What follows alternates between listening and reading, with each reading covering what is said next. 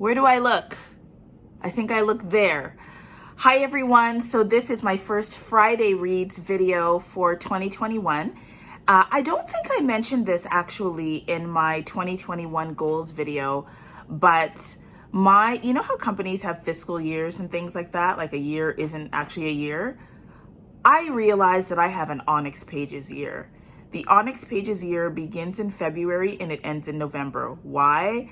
Because January is spent doing all of the reflection, vision boarding, all of that kind of stuff. And I'm just finishing the Kwanzaa Reflectathon. So I won't typically be creating my regular content in January.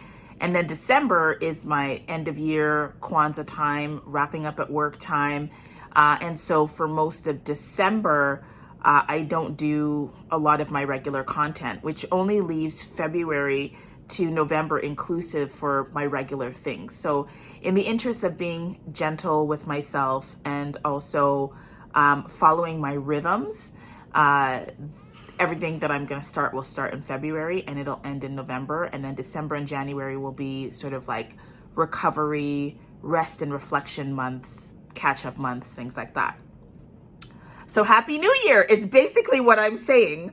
So this is my Friday Reads video. I'm here, Tomi's over there. Hello. I am about to leave, and so here are the things that I'm reading. It is an unusual time because I'm reading a number of books at the same time, but I'll tell you why. So the first book that I'm reading is Body Minds Reimagined by Dr. Sami Shock, who worked with Lizzo.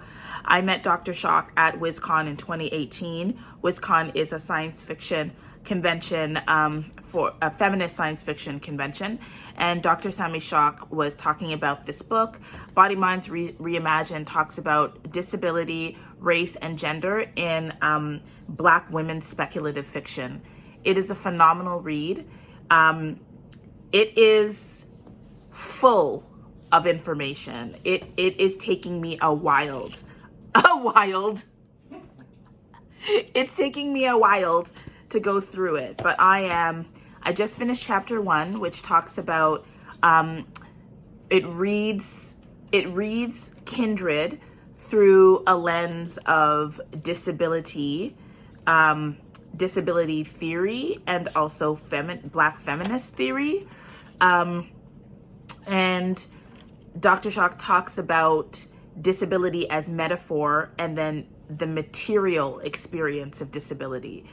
And she shows how Kindred uses disability both as metaphor for the trauma experienced by Black people, which is something that neo-slave narratives do. And then she also talks about the way that the materialness of disability also has meaning. So the fact that Dana is a woman with a disability at the end of the book, but also at the beginning of the book, and because time is distorted, arguably throughout the book. So I've never read Kindred through a disability lens. Ableism and like disability related thought, like all of that, like the notion of the body mind, all of these things are very new for me. And I'm the kind of person that I find that when I uncover a gap in my knowledge, of which there are many, even though I'm smart, I find that reading nonfiction, reading theory helps me get a better grasp of the thing that I don't understand. So I'm trying, my goal in reading Body Minds Reimagined is to learn about disability from a Black lens. That's very important. From a Black queer lens. And also to move beyond the simple question of, are there characters with disabilities? Because I think that's a very limited view of whether the writer is doing what they need to do to kind of dismantle ableism. And there's a lot of ableism in science fiction and fantasy, and that's what I'm reading this for. I could get more into it, but I'm still, you can see I'm kind of stumbling with my words. Part of it is because I'm still learning these concepts, so you will hear me talk more about them, and hopefully I'll become more eloquent in my ability to talk about disability. But As Evelyn from the internet said, don't be afraid to be seen trying, right? So I am trying to level up my ability to talk about disability representation in what I'm reading.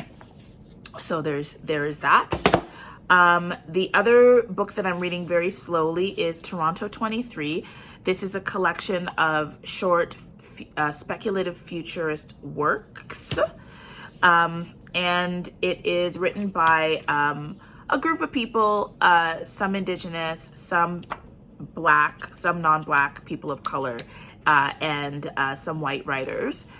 So I'm just reading these stories about my city, and some I'm really enjoying, some are meh, but I'm happy that this exists, and it's got me thinking about my own city in the future, which is important, especially right now. So that's really cool. Between today and tomorrow, I am going to flip through my tabs from Unravelling by Karen Lord, because the Rebel Women Lit Club is going to be interviewing Dr. Karen Lord, which is giving me tingles because Dr. Lord is what an exquisite brain, and Dr. Lord's writing is like nothing I've read. It's beautiful. It's beguiling, and it's clever. It's funny, and I love her writing. And I have never reviewed any of her books on my channel. And you'll note that like there are a couple of writers whose books I don't review. And part of it is because I'm still learning them. And I'm still learning to talk about what they've done. So I have a hard time talking about Unravelling. I enjoyed it. It was beautiful. But I also kind of don't know what I just went through. Like it's a book. It was amazing. It was an amazing experience. So anyway, I'm hoping that by participating in the book discussion with the brilliant minds over at Rebel Women Lit, that I'll be able to find the words that I need to have to provide my review of Unravelling. And then also there's going to be an interview with Dr. Lord, and I don't think it's this week. I think the interview is going to come after the book chat. So I'm looking forward to that. So I'm going to just flip through these between today and tomorrow to remind myself about the story, maybe read a few synopses, maybe look at my notes and annotations so I can have a more meaningful, the goal is so that I can be a meaningful participant in the book club. And then last but not least, this is a book that it's the next book that I'm going to read. So between now and next Friday, in Jerry of the Future, obey, I am going to be reading Gutter Child. This is a galley that I received by Jael Richardson. Now, for the Americans, galley is Canadian for an arc. So this is a galley of Gutter Child.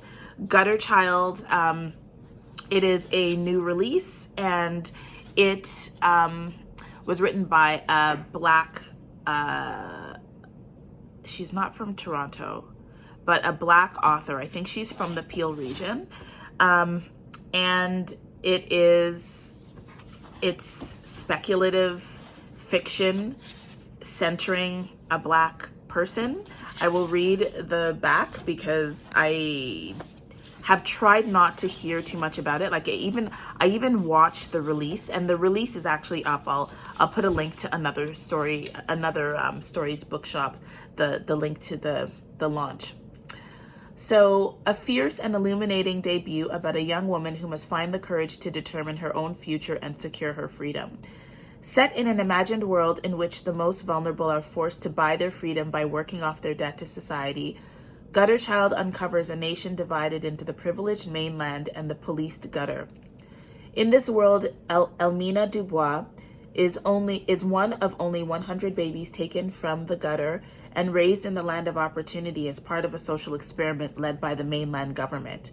When Elmina's mainland mother dies, she finds herself all alone, a teenager forced into an unfamiliar life of servitude, unsure of who she is and where she belongs.